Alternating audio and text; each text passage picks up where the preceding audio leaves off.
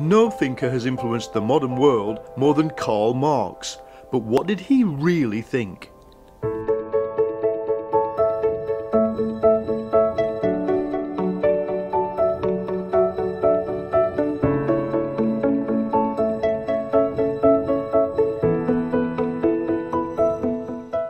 I'm Paul Mason, and to mark the 200th anniversary of Karl Marx's birth, I'm going to explain some of his key ideas and why they're still relevant to us today. And the only place to start is here, Berlin, where Marx came in 1836 to study philosophy. When Marx arrived here in Berlin, there were three revolutions underway in the world. There was the Industrial Revolution, there was the struggle for democracy, which had just broken out again in France, and there was the Scientific Revolution. The job of a philosopher was to make sense of it all, and one philosopher in particular dominated people's thinking about social change. Meet Georg Hegel. Hegel said, "All human history is progress towards the goal of freedom. When we campaign for human rights, or make a scientific discovery, or fight a war, that's really the mind of God trying to think its way towards freedom," said Hegel. A world spirit forcing us to act, sometimes in ways we just don't understand.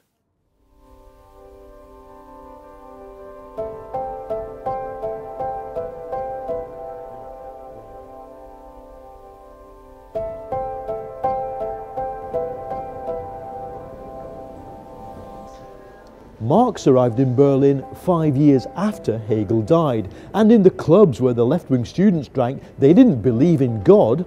They attacked Hegel and his theory of history, and they attacked the Prussian government and the total absence of democracy and free speech. But what drives history is a good question. Marx said, let's start by taking God out of the equation. What drives history is not God, but something specific to our human nature. Our ability to work, and to work to a conscious plan, altering the world around us by imagining something better, communicating it through language and making it happen. That's the essence of our human nature.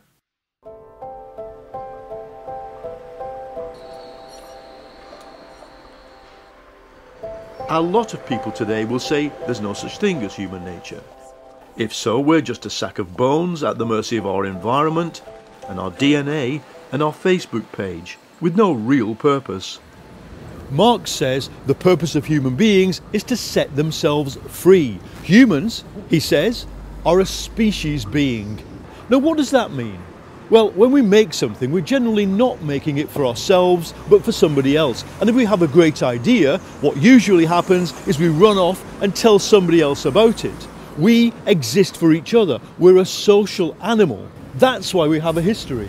We create change. The streets of Berlin have seen a lot of history. In Marx's time, it came to barricades, and then they saw the rise of Nazism and the fall of the Berlin Wall. Marx says the source of all social conflict and the unhappiness that drives it is the fact that we build societies that stop us from cooperating and sharing, because they're always based on private property and they always create power hierarchies. And here's the word Marx uses to describe the result: alienation. We're alienated from our inner selves and estranged from each other. For Marx, alienation doesn't just mean we get depressed, we hate our jobs, or that we feel bad about the world. It means we're constantly using our creative powers in the wrong way. We make things, but the things we make, machines, states, religions, they end up controlling us. So if you want to understand Marx's theory of alienation, just take out your smartphone and ask yourself, do I control this or does it control me? That's alienation. The things we make take control of us and separate us from each other.